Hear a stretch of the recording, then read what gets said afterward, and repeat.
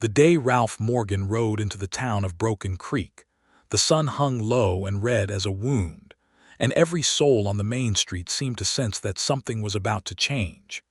He was 33 years old, lean and weathered from too many nights under an open sky, his dark coat dusty from the trail, his jaw carrying the kind of stubble that spoke of a man who had been riding hard and sleeping little.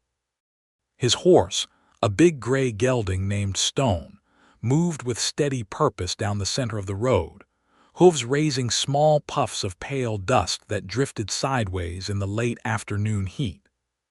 Ralph's eyes moved over the town with the practiced patience of a man who had learned long ago that the thing he was looking for was rarely in plain sight. He had been looking for 18 years, if he counted honestly, but the real looking, the deliberate, methodical, consuming kind, had begun 15 years ago, when he was 18 and finally old enough to carry a pistol and make his own choices about how to spend his life.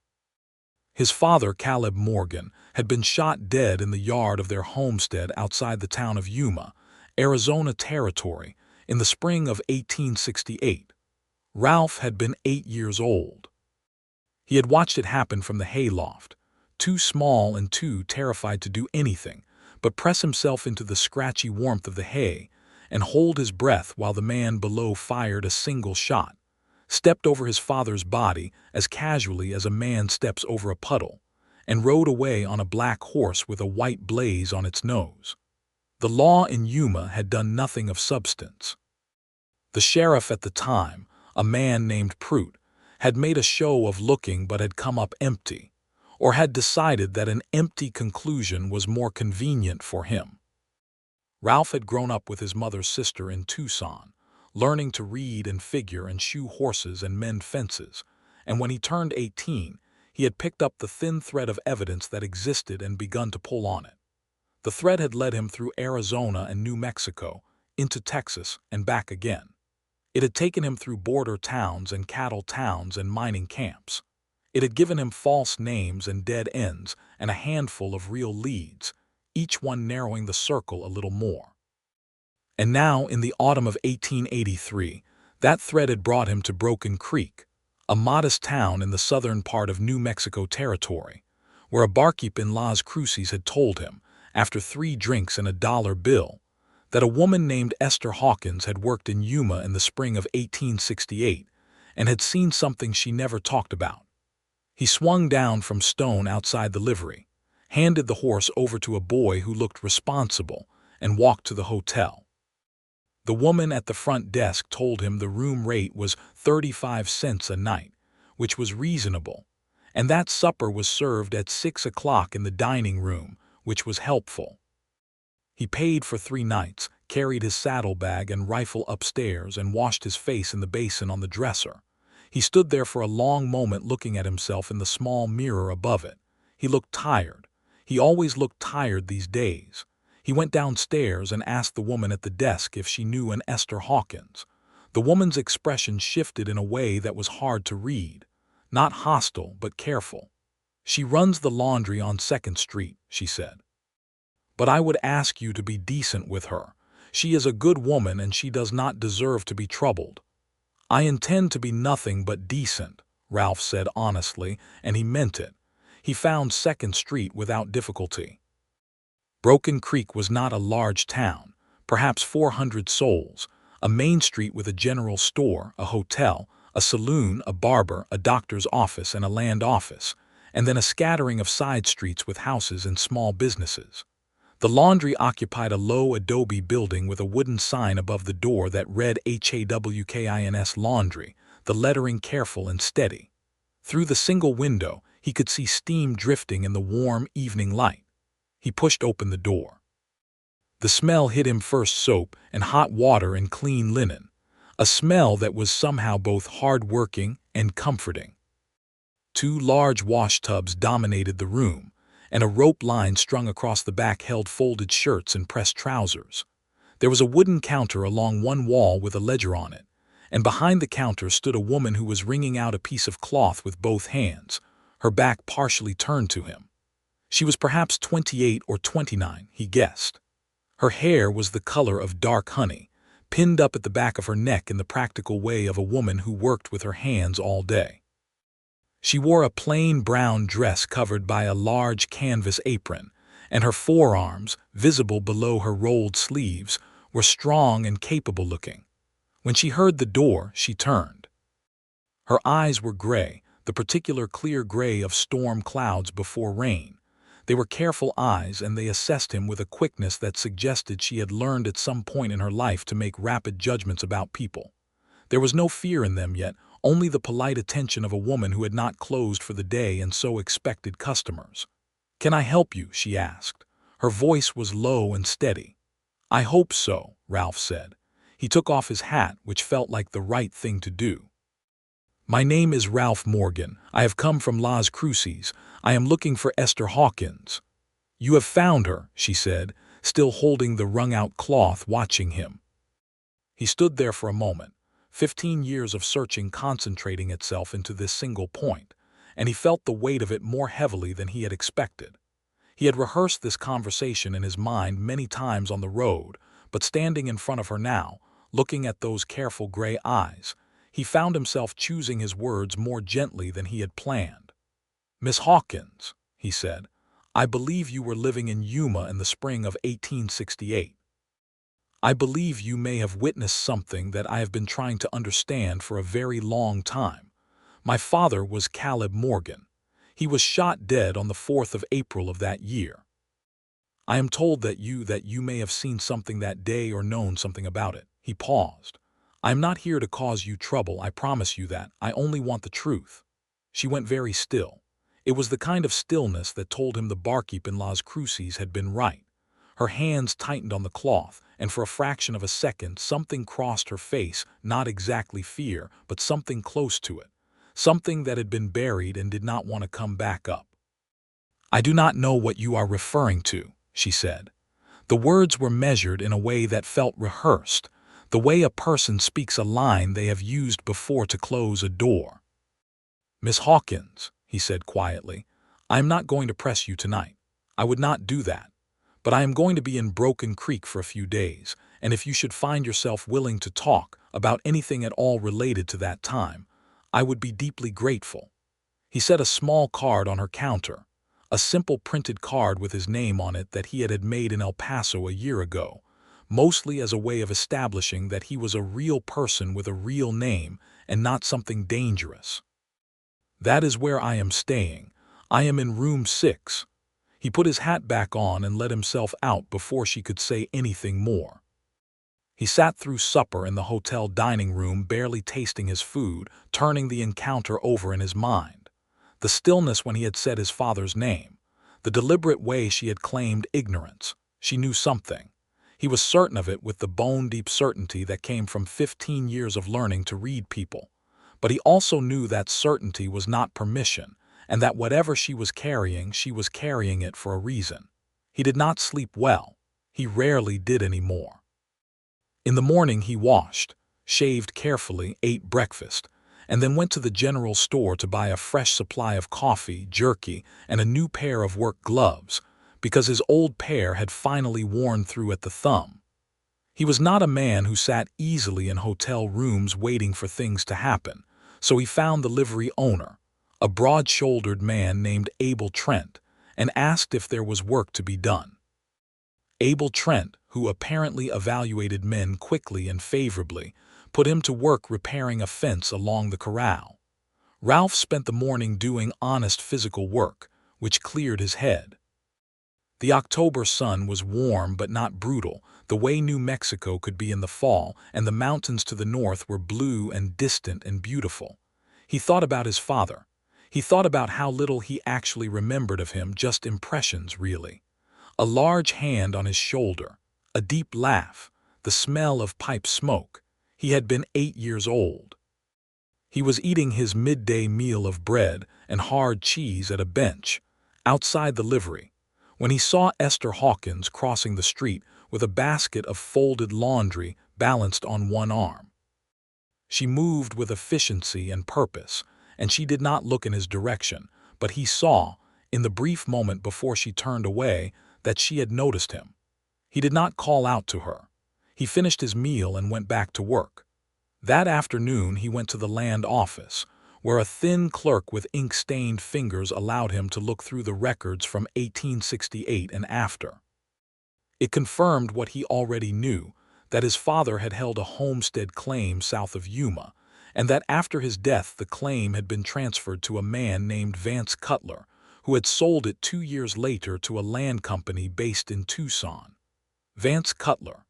That name had been on his list for a long time. What he had never been able to establish was who had pulled the trigger and who had benefited from Caleb Morgan's death. He thanked the clerk and walked back to the main street. Esther Hawkins was coming out of the general store when he nearly collided with her on the boardwalk. She took a step back and held the door open behind her so the man exiting behind her could get through. And for a moment she and Ralph were face to face with perhaps 3 feet of dry air between them. Her gray eyes met his brown ones, and he saw something in them that was different from the evening before. There was conflict there, working behind the surface of her careful expression. She was fighting with herself about something, and he recognized the look because he had worn it himself often enough. "Mr. Morgan," she said, acknowledging him with a small nod. "Miss Hawkins," he said, touching his hat. She seemed to be about to step past him when she stopped herself. She shifted the basket she was carrying to her other arm. "I will be closing the laundry at 5 o'clock, she said, looking not quite at him but not quite away either. "If you happen to walk past at 5:15, I would not call that any kind of arrangement, only a coincidence." She walked on before he could reply. He watched her go, feeling something warm and careful unfolding in his chest that he was not entirely prepared for. At 5:15, he walked past the laundry on 2nd Street. The sign in the window had been flipped to closed. He slowed his pace, and after a moment the door opened and Esther Hawkins came out, her apron replaced by a shawl against the cooling evening air. She fell into step beside him without any particular ceremony, and they walked along the quieter end of 2nd Street in the direction of the edge of town, where the houses gave way to scrubland, and the sky opened up wide and orange-pink above the mountains. "I have been thinking about what you said," she began, looking straight ahead, her voice low and even. "I want you to know that I have not told anyone in this town where I came from or what I may or may not have seen. I came here 6 years ago and I built a business and a life, and I have no wish to disturb it." "I understand that," he said, "and I am not asking you to disturb it. What you tell me, you tell me. It goes no further than me." She was quiet for a moment. They walked past the last house on the street, and the scrubland opened around them, sage and dry grass silver in the fading light. "I was 22 years old in 1868, she said. "I was working as a seamstress in Yuma. My employer had a shop 2 streets from where your father's homestead lane came in. I was walking home that morning early because I had started before dawn to finish an order, and I came around the corner of the lane." She stopped walking and turned to look at him fully for the first time since they had started talking. "I saw a man ride away from your father's property. Your father was in the yard. He did not get up. I was frightened. I did not know what had happened at first, and I ran to see if he was hurt, and then I saw that he was dead." Her voice did not waver, but her jaw was tight with the effort of keeping it steady. Ralph waited. He did not speak. "I saw the man's face," she said. "He turned on the road and looked back, and he saw me. He looked at me for a long moment. I will never forget that look for as long as I live. And then he rode on." She paused. 2 days later a man came to my employer's shop. Not the same man, but a man who worked for him. He said that I had not seen anything that morning. He said it in a tone that made very clear what would happen if I decided I had. She exhaled slowly. "I was 22 years old and I was alone in that town and I was afraid. I told the sheriff I had seen nothing." "I know," Ralph said gently. "I know, and I hold no blame toward you for that, not a grain of it." She looked at him then with something that was almost surprise, as if she had expected him to be angry. "I need to ask you," he said carefully, "whether you can tell me the man's name or describe him." She turned away and looked at the darkening mountains. The first stars were beginning to appear above them, faint and distant. "I knew his name," she said. "Not at the time, but later. I heard it spoken in connection with another matter, and I recognized his face from a poster in the land office in Yuma, and I knew it was him." She hesitated. "His name was Harlan Das. He was a hired man. He worked for Vance Cutler." The name landed in Ralph's chest like a stone dropping into still water, sending out rings of recognition that reached back 15 years. Harlan Das. He had heard that name twice before in his years of searching, once in a mining camp in Arizona and once from an old Mexican rancher south of Tucson. But it had always been spoken too low, too quick, too reluctant for him to grab hold of it. He had written it in his notebook but had not been able to connect it to his father's death with any certainty. Now he could. "Where is he now?" Ralph asked. "I do not know for certain," she said. "The last I heard, and that was years ago, he was working somewhere in the northern part of this territory. But I cannot say that with confidence." She turned back to him. In the last of the evening light her face was very still and very honest. "I am sorry I did not come forward sooner. I was afraid for a very long time, and then I moved here and I tried not to think about it, but I have thought about it. Almost every day I have thought about it. I thought about whether there was a family left behind who deserved to know." "There was," Ralph said. His voice was rougher than he intended it to be. "My mother died not knowing. She deserved to know." Esther said nothing for a moment, and in the silence between them something shifted, the stiff formality of strangers giving way to something more honest and more fragile. "I am sorry," she said, and he believed her completely.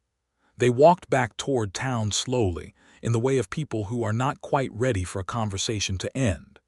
He told her a little about the years of searching, not all of it, but enough that she could understand the shape of it. She listened with the kind of attention that people rarely gave, genuinely still and present, asking one or two quiet questions that showed she was following closely. He found himself saying more than he had intended, and not minding it. At the corner of 2nd Street they stopped. "I will ask around tomorrow," he said, carefully. "If Harlan Das is anywhere near this part of the territory, there will be someone who has heard of him." "Be careful," she said, and the words came out with a directness that surprised them both slightly. She pressed her lips together as if reconsidering the intimacy of the concern, then appeared to decide it was allowed. "He is not a careful man himself, but the people around him are." "I have been doing this for 15 years, he said quietly. "I know how to be careful." She nodded once and went inside. Ralph stood on the empty street for a moment, looking up at the sky, which was now fully dark and scattered with an extravagance of stars.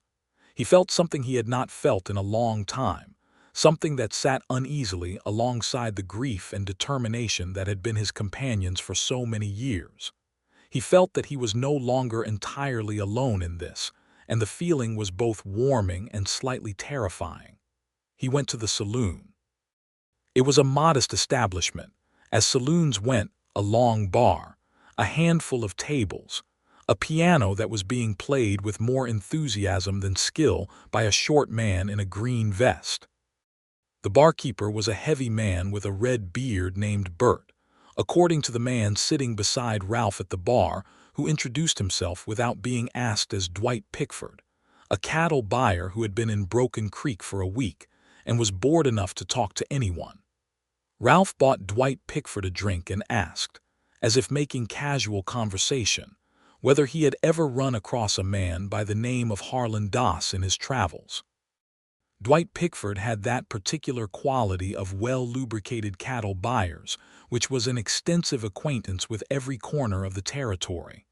"Das," Dwight said, rolling the word around thoughtfully. "Red-haired fellow, big across the shoulders." "I believe so," Ralph said carefully. He had a rough description from a man in Tucson who had known Das by sight years ago. "He was working a spread up near Rincon," Dwight said. "Not as a hand, more like a man of business for the fellow that owns the place. Name of the outfit is the Barrel Cross. I passed through there in August and I saw him at the corral. Mean eyes, not the sort you forget." Ralph bought Dwight Pickford another drink and extracted the general location of the Barrel Cross Ranch, which was 2 days hard riding to the north. He thanked the man, finished his own drink, and went to bed. He slept better that night than he had in months. The next morning he was eating breakfast when Esther came through the hotel dining room. She paused when she saw him, then walked over with the direct way she had of moving. "I wanted to add something to what I told you last night," she said, taking the chair across from him without being asked, which told him that she had decided to move past formality, and he was glad of it. Harlan Das had a scar, a long one, here. She drew a finger along her own jawline from ear to chin, left side of his face. "I should have mentioned it." "That is very useful," he said. "Thank you." She nodded and started to stand. "Will you eat?" he said. She looked at the empty chair she was half risen from, then at him, in a way that assessed both the invitation and the man making it.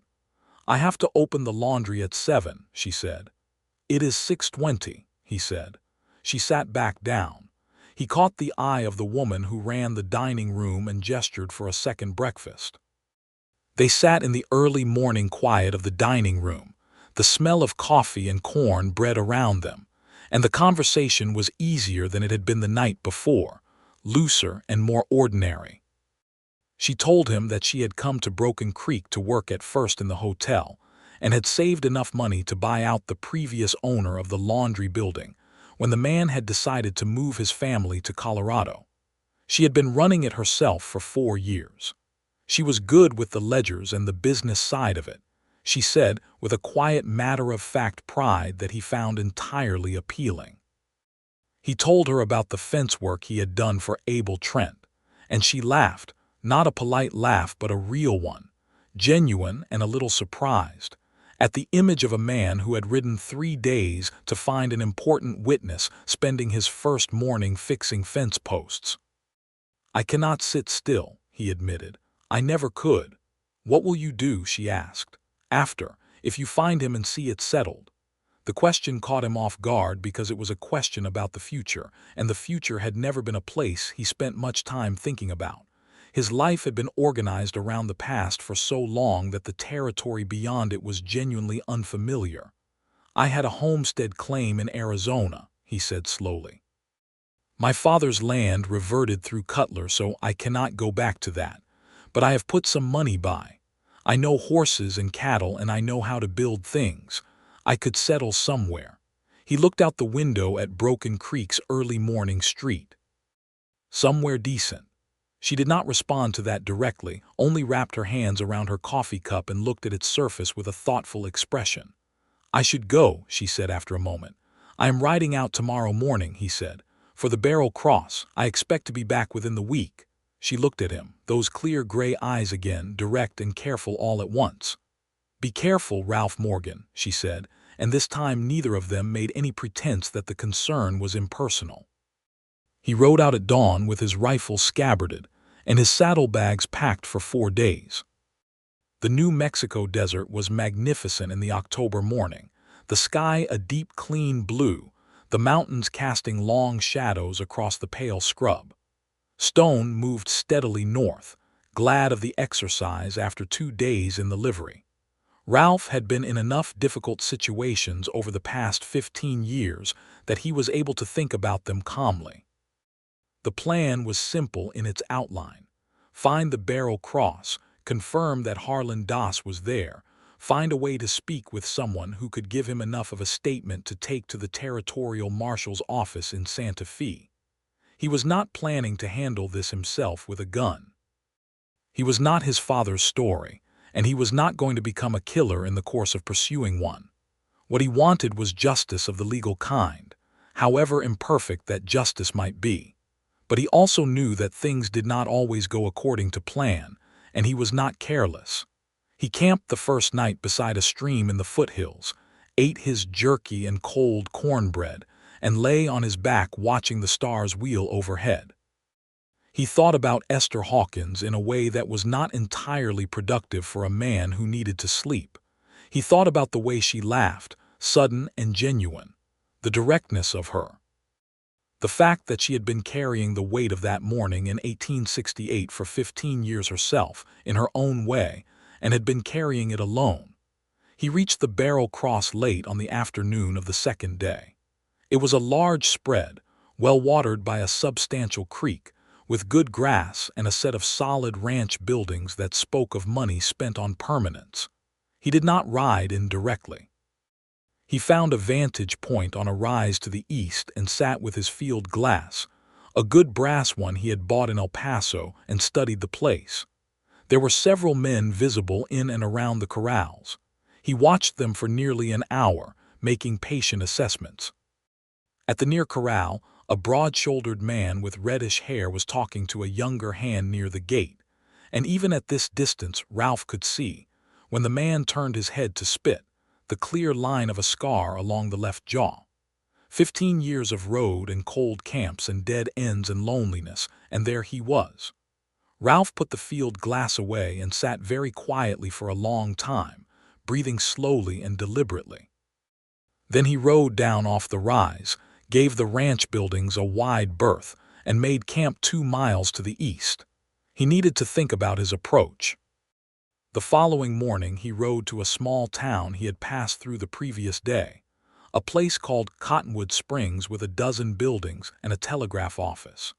He sent a wire to the territorial marshal's office in Santa Fe, stating his name, his purpose, his location, and the name of Harlan Doss, and requesting that a deputy be sent to receive a formal statement regarding the murder of Caleb Morgan in Yuma in April of 1868.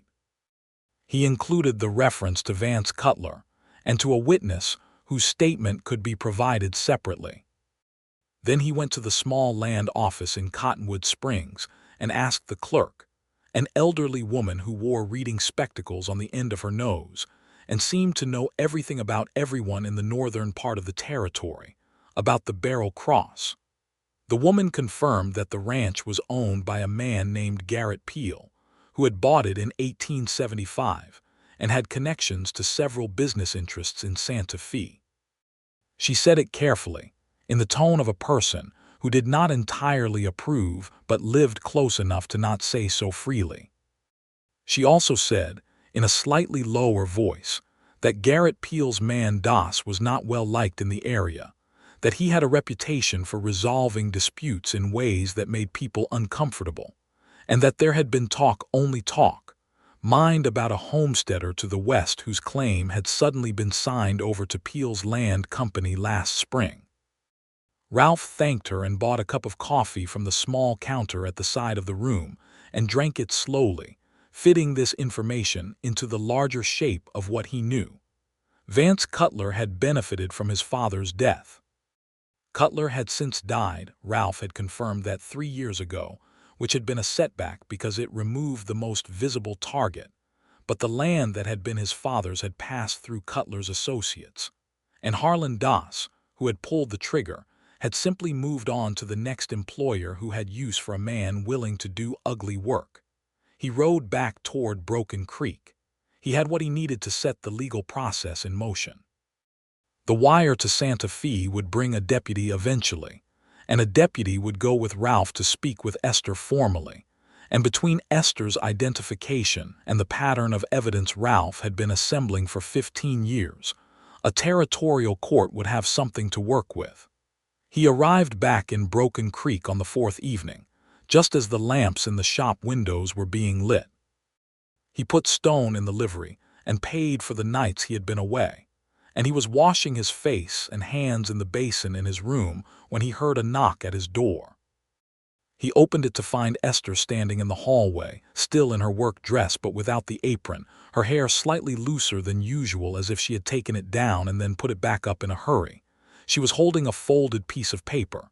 "A man came to my shop today," she said without preamble. "He asked about you. He asked whether I knew you and what your business was in town."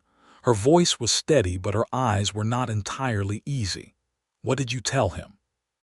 "That you were a customer who had brought in a shirt, which was not quite true but was the best I could manage quickly." She held out the paper. "He left this. He pushed it under my door after I closed." Ralph took the paper and unfolded it. The writing was rough and large. "Leave well enough alone. This is your only notice." He stood looking at it for a moment. Then he looked up at Esther. "Are you all right?" "I am," she said, but the slight tightness around her mouth told him the visit had shaken her more than she wanted to show. "Come in," he said, stepping back. She came in. He set the note on the small table and poured water from the pitcher into both cups that sat on the dresser, because there was nothing else to offer, and they sat in the two chairs. The room was modest but clean, with a single lamp burning warm and low. "How did they find me?" he asked. "I think," she said carefully, "that Garrett Peel has people in several towns in this part of the territory who watch for things that might be inconvenient. I should have thought of that before. I should have warned you to be more careful about asking questions." "It was a cattle buyer who told me about the Barrel Cross," Ralph said. "It was a careless conversation. That is my fault, not yours." He looked at the note. "I sent a wire to the territorial marshal's office before I came back. A deputy will be coming, probably within a week or two. Until then, I need you to be careful." She was quiet for a moment. "I have been careful for 15 years, she said. "I am good at careful." A small dry note in her voice that was not quite bitterness and not quite humor but somewhere in between. He found himself looking at her in the lamplight, thinking that she had a quality he encountered rarely, a combination of strength and honesty that was deeply, almost unreasonably appealing. She had spent 15 years being afraid of a memory, and yet here she was, sitting across from a man who had knocked on her door with a demand she had every right to refuse, and she had not run. "I want to ask you something that has nothing to do with Harlan Das or my father," he said. She looked at him with careful attention. "Are you well here?" he asked. "Are you content? Do you have people who know you?" She blinked, as if the question had come from a direction she had not expected. "I have neighbors who are kind," she said after a moment. "I have regular customers who trust me. I have a woman 3 streets over named Millicent Horn who invites me to supper every second Sunday." She paused. "But if you are asking whether I am lonely, I suppose the honest answer is that I have become accustomed to it." "I know that feeling," he said quietly. The lamp flickered between them. Outside, the sound of the main street drifted in, a hoarse, voices, the distant piano from the saloon, the ordinary evening music of a western town. "You should bolt your door tonight," he said, coming back to the practical. "And if anyone comes to your shop asking questions that feel wrong, go to the hotel or to wherever feels safest in this town." "Abel Trent," she said immediately, which told him she had already been thinking about this. "He is a large and trustworthy man, and he keeps a shotgun behind the counter." "Good." He stood, which she seemed to take as the correct signal, and she stood as well. At the door he said, "Esther." She turned. "Thank you for trusting me enough to tell me what you knew. You did not have to, and I know it cost you something." She looked at him for a moment in that clear, direct way she had. "It cost less than I expected," she said. And then she went down the hall. Ralph stood in his doorway for a count of 5, then went back inside and reread the threatening note twice more, thinking about what it meant and what it meant that someone at the Barrel Cross had an informant in Broken Creek or nearby. He put the note in his saddlebag where he kept his important papers and resolved to be more careful about his conversations in town. He was careful the next several days. He worked for Abel Trent in the mornings. There was always work in a livery, and spent the afternoons quietly, reading the newspaper or sitting in the hotel lobby where he could see the street, or, on 2 occasions that happened almost by accident, spending an evening hour walking with Esther after she closed the laundry. Those walks were the best part of those careful days. They walked along the edge of town where the land opened up, and the conversations ranged freely and easily in a way that surprised him. She had opinions about cattle and water rights and the new railroad line being discussed for the territory, and she had read more books than he had, which she mentioned without superiority, and which he found admirable. She had grown up in Missouri, she told him. Her father had been a Methodist minister and her mother had died when she was 12, and the family had moved west when she was 17, and she had found herself in Arizona territory by 20, which was not how any of them had planned it. My father went back east after a year, she said during one of these walks. He could not bear the climate. I stayed because by then I had my position at the seamstress shop and I was practical enough to know that a paying position was not something to leave lightly. Were you not frightened, alone at 20? Constantly, she said with a candor that made him smile. But I found that the fear was manageable if I kept busy. The laundry is good for that. It is almost never quiet. Is that why you chose it? She considered. Partly. And partly because it is honest work that people genuinely need, and there is a satisfaction in that. She glanced sideways at him. Is that a dull thing to say? It is the best kind of thing to say, he said, and meant it entirely. She was looking up at him when he said it, and the last of the day's light caught her eyes and made them very bright, and he was aware of being close enough to her that he could smell the clean soap smell of her, and something in him moved in a direction that was both new and felt, strangely, like a direction he had always been facing.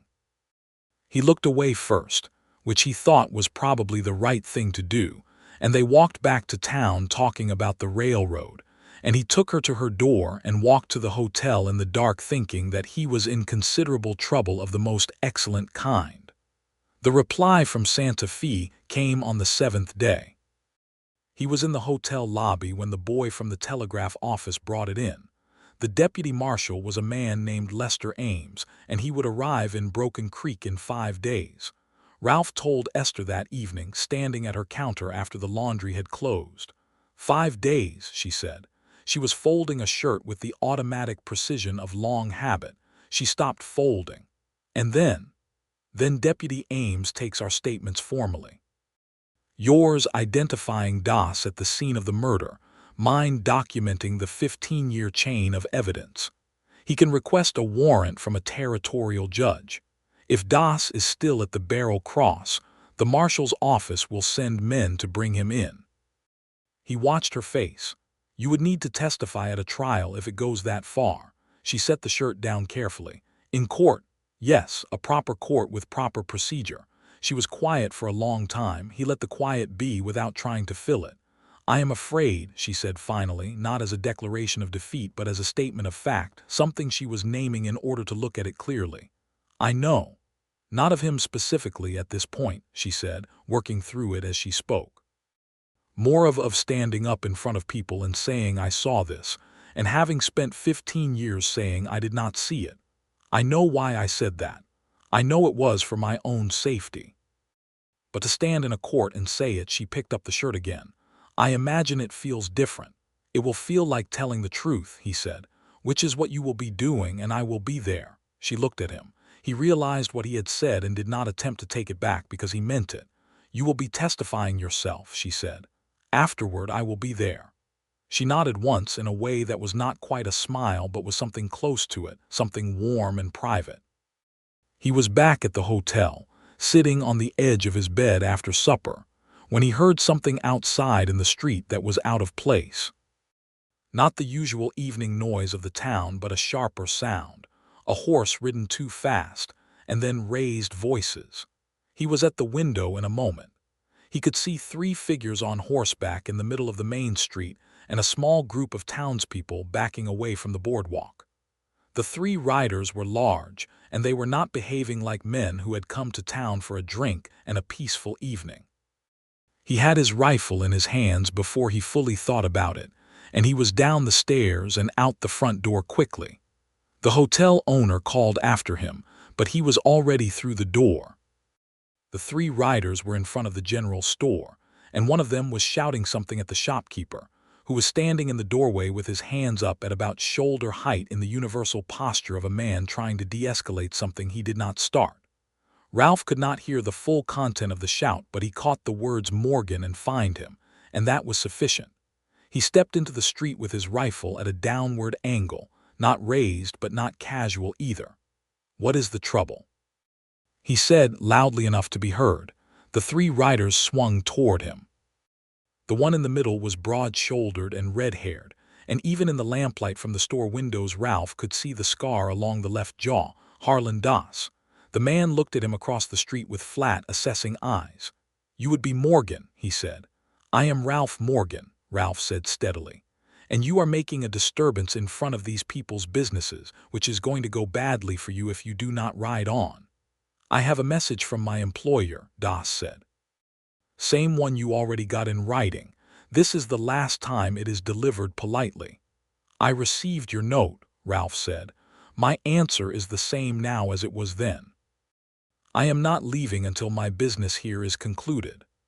Das's eyes moved around the street, and Ralph watched him calculate the people watching from the boardwalks, Ralph's rifle, the fact that this was a populated town and not an empty road.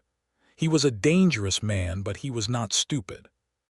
"Your business will get concluded in ways you do not prefer," Das said, but the threat was already retreating in tone, becoming something said for the benefit of the men flanking him rather than a genuine intention.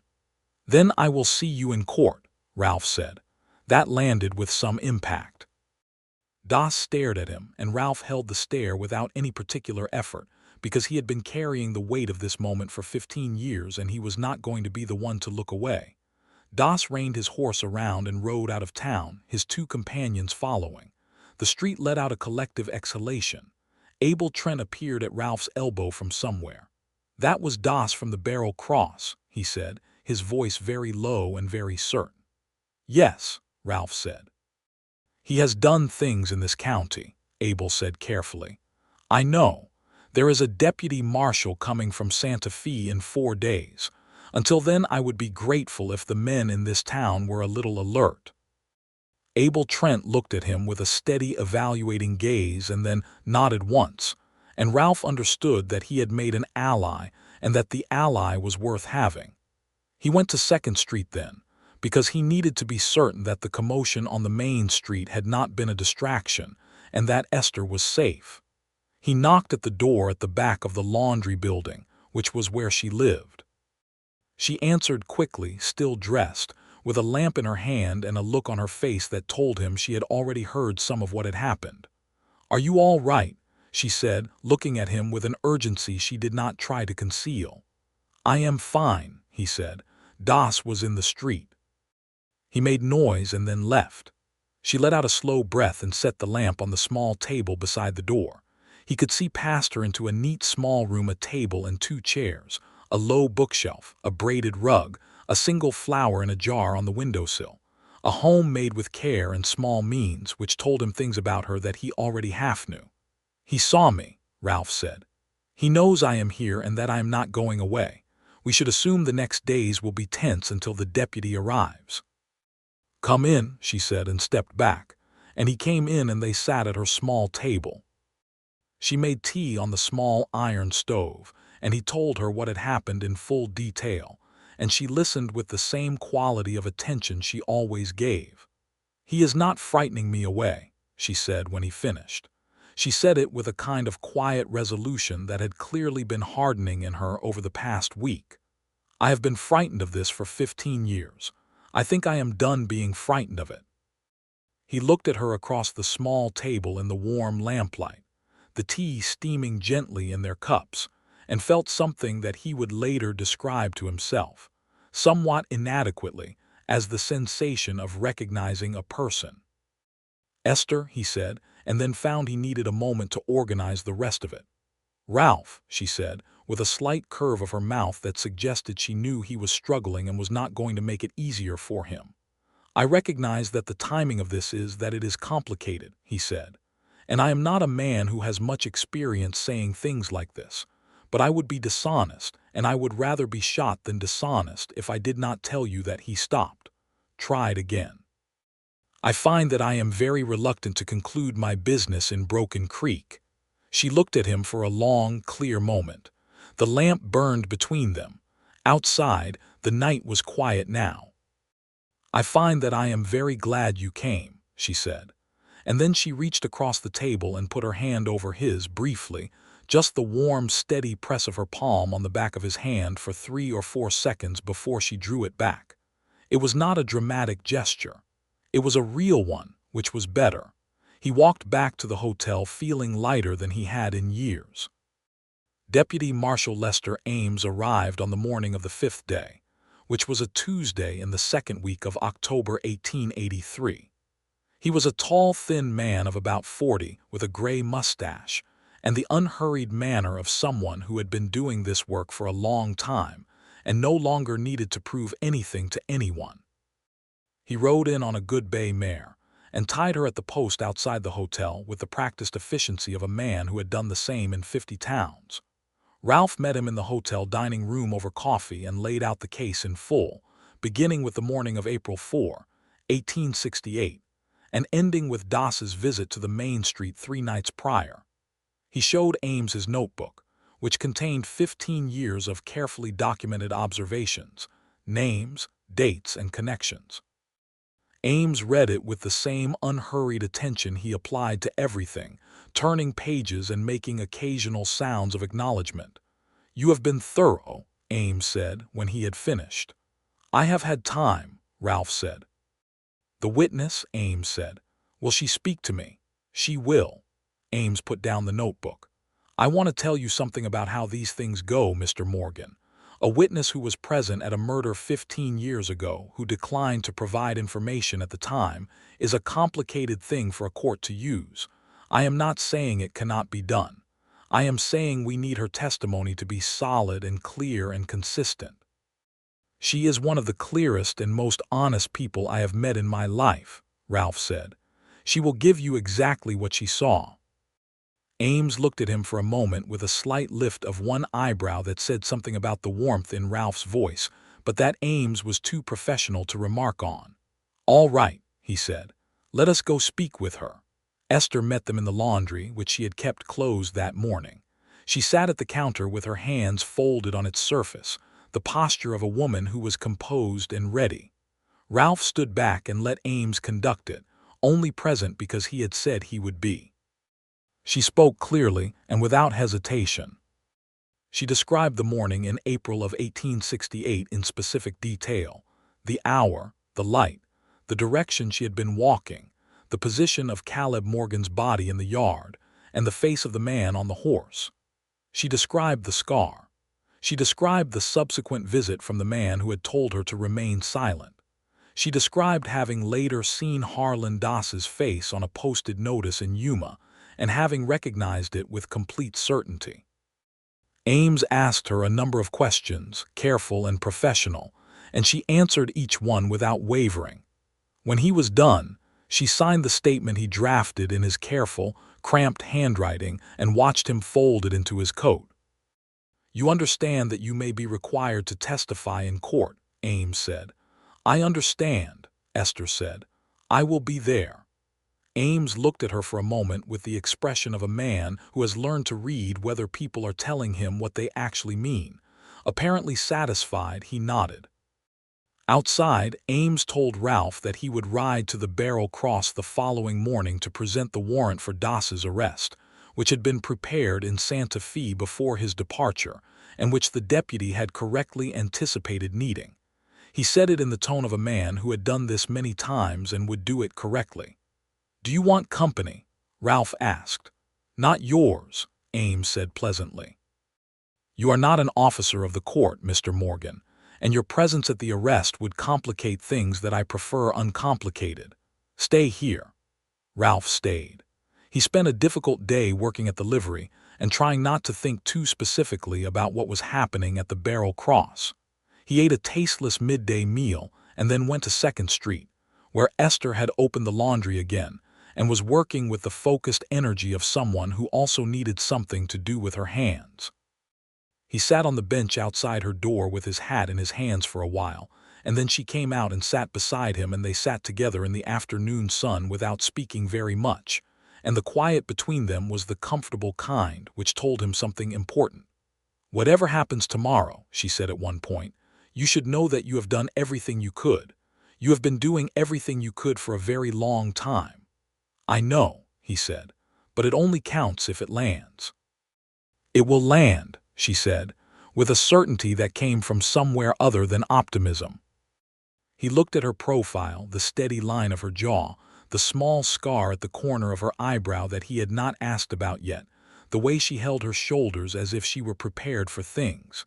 He thought that she was quite possibly the most capable person he had ever sat beside on a bench. "I would like to call on you properly," he said, "when this is over, if that would be agreeable to you." She turned to look at him, and this time the smile came fully, real and warm and slightly surprised at itself, the way her smiles sometimes were. "That would be very agreeable to me," she said. Deputy Ames returned the following afternoon with Harlan Doss in custody, hands bound behind him, riding slouched and sullen on his horse. 2 additional deputies had ridden from the county seat to assist. Ames explained to Ralph in the hotel lobby, and the barrel cross owner Garrett Peel had offered no resistance once presented with the warrant, which Ames attributed to Peel being smart enough to know when a larger legal proceeding was preferable to an immediate confrontation.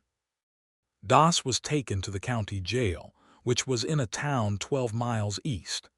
Ames told Ralph that a territorial court date would be set, likely for February or March, given the pace of these things. Ralph thanked the deputy marshal with a handshake and a genuine feeling that the word was not adequate. He went straight to 2nd Street. The laundry door was open, and the late afternoon light came slant and golden through the window, catching the steam from the tubs and making it luminous. Esther was folding at the back counter when he came in, and when she saw his face she set down what she was holding. "He is in custody," Ralph said. She stood very still for a moment. Then she put both hands over her face, not dramatically but in the way a person does when they need a moment to hold something that is suddenly moving through them. He stayed where he was and let her have the moment. When she lowered her hands, her eyes were bright. "Your father," she said. "Yes," he said, and his voice had some roughness in it that he did not try to prevent. She crossed the distance between them then, which was not more than 8 steps, and she took his hand in both of hers and held it firmly, looking up at him. He was aware of everything about her at that moment, the warmth of her hands, the clean soap smell of her, the gray of her eyes, the way she was looking at him with something that was full and certain and not afraid. "Ralph," she said simply. He put his free hand against her cheek, which was warm and real and entirely perfect, and she turned her face slightly into his palm, and they stood like that in the golden late light of the laundry on 2nd Street in Broken Creek, while the town moved around them outside and 15 years of wait settled and changed into something else. He kissed her gently, and she kissed him back without reservation, and when they separated she was still holding his hand and she was smiling in the full, unself-conscious way that he had come to understand was her most honest face. "I seem to have been somewhat inefficient in my timeline," he said, which made her laugh. "You were exactly on time," she said. The weeks that followed had the quality of a life genuinely beginning, which was something Ralph had not expected to feel at 33, and which he embraced with the wholehearted commitment of a man who understood, having spent 15 years learning it, how limited time actually was. He stayed in Broken Creek. There was nothing to go back to, and there was everything here. Or rather, there was one thing here that constituted everything, and her name was Esther Hawkins, and she thought about the railroad and water rights and read more books than he did and laughed at the right moments and held her ground in a conversation with a calm confidence that was wholly her own. He put in an application at the land office for a homestead claim on a parcel of good land 3 miles south of town, along a creek that ran reliably year-round.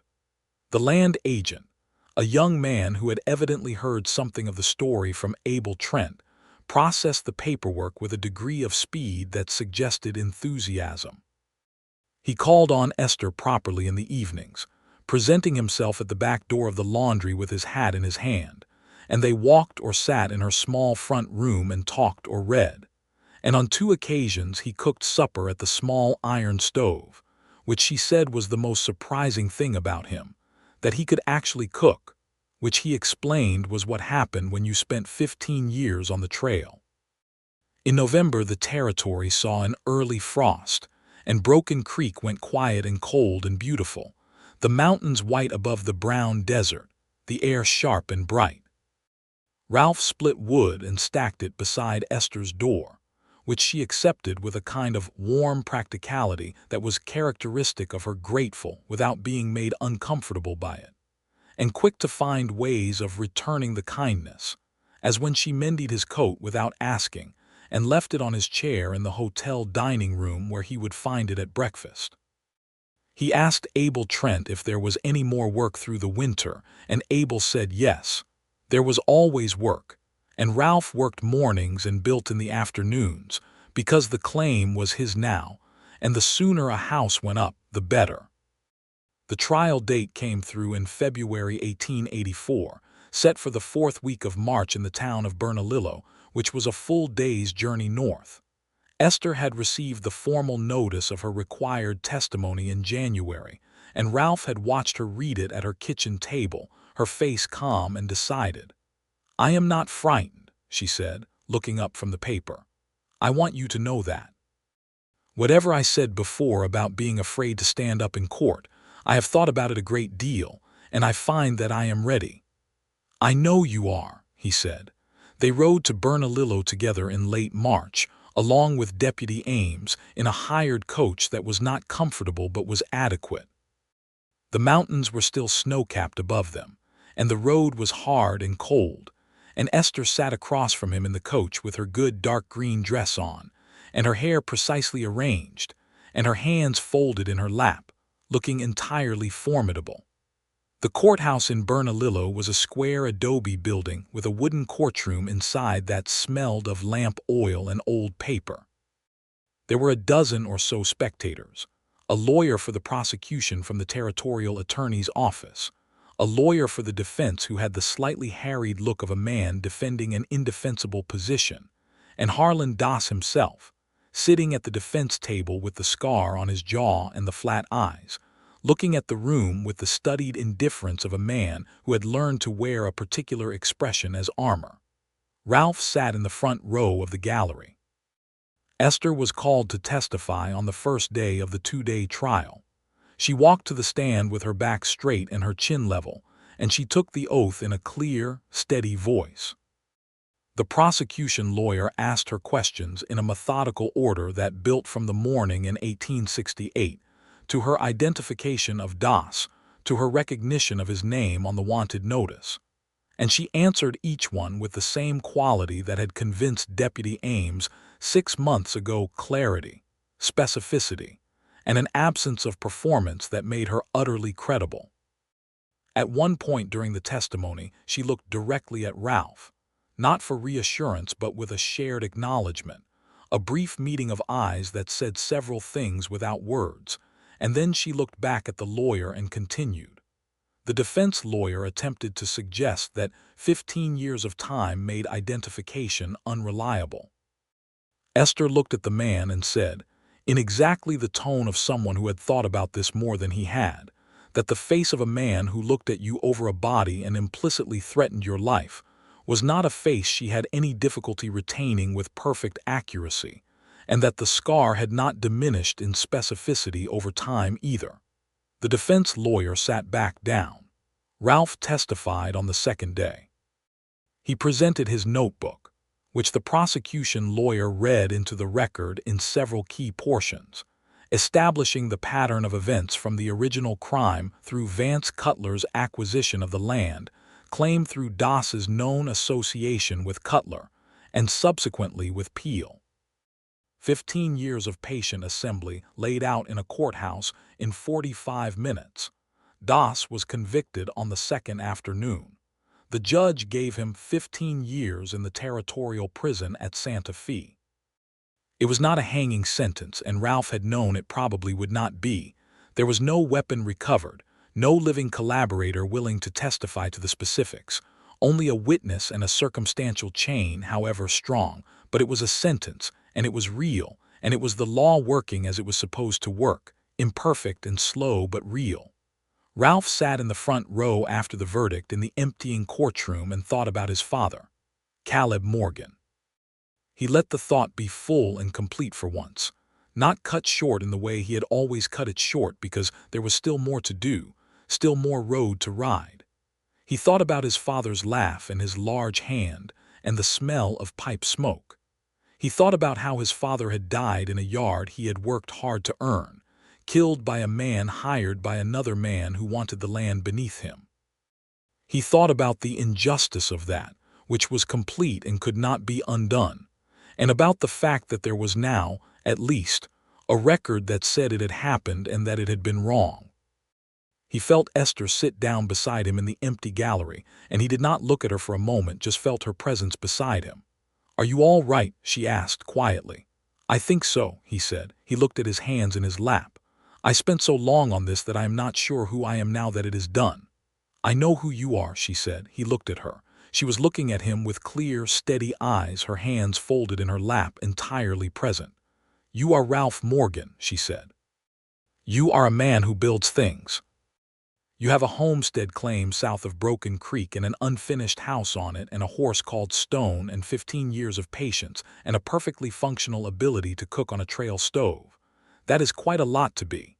He laughed, and the sound of it surprised him, coming out so free and real in the empty courtroom.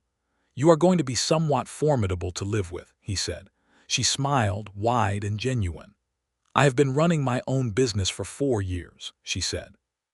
"I was always going to be somewhat formidable."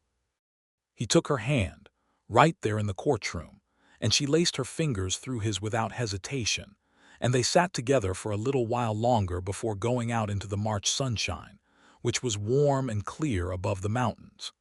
They were married in May, in the small Methodist church in Broken Creek, which was fitting for the minister's daughter, and which Ralph entered with the settled certainty of a man who is exactly where he is supposed to be.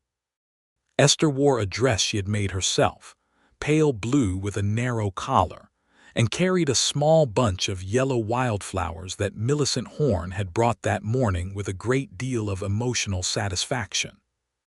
Abel Trent stood up with Ralph, which was not a long acquaintance but was a solid and honest one. The town turned out in a generous way, as small towns do when a story has a good ending and people have been watching it develop. The house on the homestead claim was finished by summer, a solid 2-room adobe with a covered porch and a good view of the mountains to the north, built with Ralph's own hands over the late winter and spring, with help from Abel and 2 other men in town who had shown up one March Saturday with tools, and the silent competence of men who helped their neighbors without making speeches about it. Esther had strong opinions about the kitchen, which Ralph incorporated without objection because she was right about all of them. The laundry on 2nd Street she did not close. She hired a woman named Della Voss, recently widowed with 2 young children, to run the day-to-day, and Esther went in 3 mornings a week to handle the ledgers and the larger orders. It was her business and she had built it, and the idea of abandoning it on account of marriage was, as she explained to Ralph with the reasonable directness he had come to love completely, simply not something she was going to do. Ralph said that he had never imagined she would. He worked the land in the mornings and did work for Abel in the afternoons through that first summer, and they built the ranch up steadily, a small herd of cattle, a good vegetable garden that Esther tended with the same methodical attention she gave to the laundry ledgers, 3 horses besides Stone. They were not wealthy, but they were sufficient, and the word sufficient meant something entirely different now than it had when Ralph had been traveling alone with a notebook and a cold camp. In the autumn of 1884, just over a year after Ralph had ridden into Broken Creek, Esther told him quietly one evening on the porch, the mountains purple and gold with the October sunset, that she was expecting a child. He looked at her in the warm, last-of-day light and felt something that he recognized after a moment as a kind of profound gratitude that went well beyond anything he had a word for. "Are you well?" he said, which was the first thing that came out. She smiled. "I am very well," she said. "I am also somewhat terrified, which I believe is normal." "I believe it is absolutely normal," he said. He took her hand. The mountains turned darker above them. "I will be here." "I know you will," she said. She leaned her head against his shoulder, which she sometimes did in quiet moments and which he found was his favorite thing in the world. I have always known you would. The baby came in the spring of 1885, in the house on the homestead, with the doctor from Broken Creek in attendance and Millicent Horne sitting in the kitchen keeping a pot of coffee hot for the hours it was needed. It was a boy. He was born at dawn, which seemed fitting, and he was loud and healthy and had, as Esther noted with some exasperated affection 3 days into his life, his father's stubbornness already fully operational. They named him Caleb, after a man who had worked hard for a piece of land and who deserved to have his name spoken out loud with pride, which was how they both said it, Caleb Morgan, every day of that boy's life. Caleb was 2 when his sister Ruth came along, and then 3 years after Ruth came James, who from the age of about 6 showed every sign of being a horse person of the first order, which delighted Ralph and did not entirely surprise anyone. The years in Broken Creek shaped themselves around the rhythms of work and family in a way that Ralph had not anticipated but embraced with his whole heart. The early mornings with coffee on the porch before the children were awake, the working days and the evening meals, and the particular satisfaction of a house with noise and life in it after a decade and a half of solitude. Esther ran the laundry 3 mornings a week and managed the household the rest of the time with the efficient competence that was thoroughly her nature. And on Sunday evenings, they sometimes read aloud to each other from the books on the low shelf, which had grown considerably over the years. They talked about his father sometimes, naturally, in the way that the past becomes part of the fabric of a life rather than a weight separate from it. Ralph told Caleb, when he was old enough to begin understanding, that his grandfather had been a good man who had worked honest land and been taken too soon, and that his name meant something. Caleb listened with the solemn, wide-eyed attention of a child receiving something important, and seemed to understand that it was important even if he was still young to fully understand why. Esther wrote a letter to the territorial court in Bernalillo the year Harlan Dass's sentence was completed, which was 1899, formally stating her ongoing account of events for the historical record. It was not required of her by law. She did it because she believed that the record should be permanent and complete. Ralph read the letter before she sent it and told her it was the best written letter he had ever read, which made her roll her eyes, but she was smiling when she did. She was 44 years old that year, and still formidable, and still the most honest and capable person Ralph had ever sat beside on a bench or in a courtroom or on a porch in the evening with the mountains going dark and the stars coming out one by one above the desert. Caleb was 15 and helping run the ranch in a serious way. Ruth was 13 and had her mother's gray eyes and her father's stubbornness, which combination was genuinely alarming in a child, and which both her parents found secretly magnificent. James was 10 and already, as predicted, wholly committed to the horses. Ralph was 49 and still lean and still weathered, and when he looked in the mirror he still saw a tired face, but it was a different kind of tired, not the exhaustion of endless searching, but the satisfied tiredness of a man who had used his days well. He sat on the porch one October evening, very like the October evening 15 years ago when he had ridden into this town on a gray horse with nothing but a name and a 15-year-old memory, and he watched the mountains turn their evening colors and thought about what a life actually was. It was the specific things. It was Stone's steady hooves on the road into town, and the smell of laundry soap on 2nd Street, and a pair of gray eyes that had assessed him carefully, and then decided he was worth trusting. It was the warmth of a hand on the back of his in a small lamplit room, and the sound of a laugh that was genuine and slightly surprised at itself, and 3 children's voices in the kitchen making the particular noise that meant supper was nearly ready. He heard the door open behind him, and the soft familiar step on the porch boards. Esther sat in the chair beside him, which was her chair, had been her chair for 15 years, positioned at the slight angle that meant they could easily see each other without effort. She had a cup of coffee for herself and one for him, which she set on the porch railing within his reach. She looked at the mountains. The silence between them was the deep, warm kind that could only be built over years, the kind that did not require anything added to it. "Caleb said something today that I want to tell you," she said. "What did he say?" "He said," she was smiling before she got the words out, which told him it was something good. "He said he thinks the homestead is the best piece of land in the territory, and he wants to spend his life on it." Ralph was quiet for a moment, feeling that land in the sound of those words, and his father's name in the name of the boy who had said them. "Good," he said. She reached across and took his hand, the way she had reached across a small table in a lamplit room 16 years ago in a simple, instinctive gesture. And he held her hand and they sat together in the October evening, looking at the mountains that had been there long before either of them and would be there long after. While inside the house, their children moved through the lamplight, and the sound of supper being laid on the table drifted out through the open door, and the stars came out above the desert one by one. And the night settled in quiet and permanent and entirely good. He had spent 15 years looking for his father's killer, and he had found him, and he had found what came after him too, which was better, in every way, than anything the searching years had allowed him to imagine. He had found it in a laundry on 2nd Street in Broken Creek, in the form of a woman with gray eyes and honest hands, and the most formidable combination of capability and kindness he had ever encountered, who had been afraid to remember and had remembered anyway, and who had given him the truth, and then given him something immeasurably greater than the truth, which was the rest of his life.